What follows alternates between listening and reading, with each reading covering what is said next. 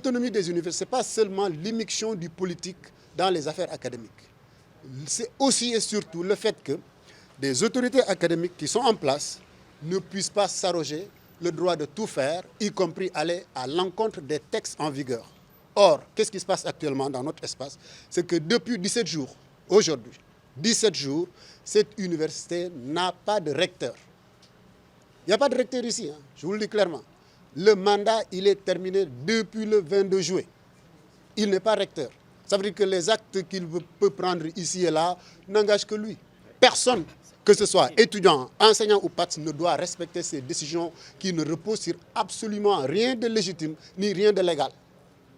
Je rappelle, parce que là, on a entendu les arguments qui relèvent d'un juridisme qui n'a aucun sens. Qu'est-ce qu'une reconduction tacite? Tacite, ça veut dire quoi? Ça veut dire que, oui, ça peut se passer de bouche à oreille et puis c'est tout. Il n'y a rien qui acte ça. Alors, pourquoi on écrit des textes? Pourquoi? Ça n'a aucun sens. Le recteur de l'UCAD a été nommé dans les mêmes conditions que l'ancien recteur de l'université Assane Seck de Ziguinchor, dans les mêmes conditions que l'ancien recteur de l'université Alioune Diop de Bambey, dans les mêmes conditions que l'ancien recteur de l'université Gaston Berger de Saint-Louis. Je vous rappelle que l'ancien recteur de l'université Gaston Berger de Saint-Louis, 100 jours avant la fin de son mandat, il a dit « Mon mandat est terminé, faites l'appel à candidature ». Ici, on a dépassé les 90 jours, il s'est même offert un bougnat de 17 jours. Jusque-là, aucun appel à candidature. Voilà la carence du conseil d'administration que la tutelle devait comprendre depuis le 22. Moi, j'avais compris le jour où le ministre est venu à cette université, c'était le 22 avril. J'ai fait un peu regarder la symbolique de la date, je me suis dit, ok, moi j'ai tout compris. Le 22 avril, eh bien, 22 mai, 22 juin, 22 juillet, terminé. Mais voilà que jusqu'au 8 août, le recteur est là, il n'y a pas d'appel à candidature, on n'a pas entendu qu'un comité de validation et de sélection a été mis en place. Ça, c'est la prérogative du ministre par arrêté, on n'a pas vu cela. Ce qui fait que nous sommes dans une situation totalement inédite dans cet espace, comme Sylvestre l'avait rappelé, qui est quand même un phare de l'université Cheikh Anta Diop, c'est de la lumière.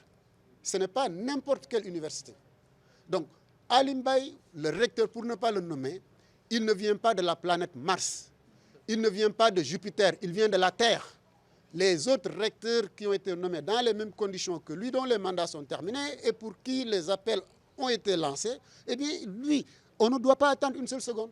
Surtout que la façon dont il a géré cette université, on le sait tous, c'est que du conflit. Si Ali veut rempiler, il envoie son dossier, point.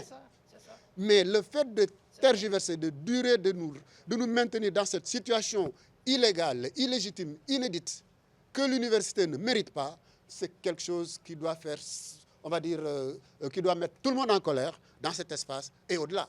Et c'est là que nous blâmons, moi personnellement je blâme le ministre de tutelle, parce qu'il devait comprendre depuis avril, quand le conseil d'administration n'avait pas procédé à l'appel à la candidature, il devait comprendre que la carence on allait forcément arriver à la carence, parce qu'on allait sortir des 90 jours que dont le décret parle. Et c'est dans cette situation que nous sommes. Qu'est-ce qu'on attend? Qu'est-ce qu'on attend? La tutelle est blâmable. Le conseil d'administration, moi, je n'en parle même pas. Parce que justement, il est même possible de dissoudre le conseil. Le conseil, quand il est carent, il faut le dissoudre. Ça veut dire que si d'ici à quelque temps, nous n'entendons ni ne voyons absolument rien, nous allons formaliser cette lutte-là, appeler à une véritable mobilisation pour que le jour où on reviendra ici, quiconque se trouve ici, à un bureau où il ne doit pas être, eh bien, qu'il sache que ce jour-là, nous-mêmes, nous pouvons l'enlever de là, sans pour autant violer les lois. Parce qu'ici, on ne doit pas être là sans être en phase avec les textes en vigueur. Or, actuellement, le recteur, il est là parce que simplement, il veut être là et par la complicité de certaines personnes qui sont, qui sont connues. Et c'est ça qui est dommage. Donc, la question, elle est simple. On ne doit pas, on ne peut pas et on ne doit pas accepter ou mettre en œuvre les décisions. Moi, j'invite tous ceux qui sont au niveau de l'espace universitaire, qu'ils soient enseignants, chercheurs, PATS, étudiants, à ne pas du tout mettre en œuvre quelque décision que ce soit venant de l'actuel recteur, parce que ce sont des décisions illégales. Donc ça veut dire qu'on va aller vers une situation d'impasse. Une situation d'impasse pour une université qui a quand même plus de 90 000 étudiants. Le nombre d'enseignants, vous connaissez tout cela. Je pense que ce n'est pas la bonne nouvelle pour la tutelle. Ce n'est bon pour personne. Il y a lieu pour la tutelle de prendre ses responsabilités.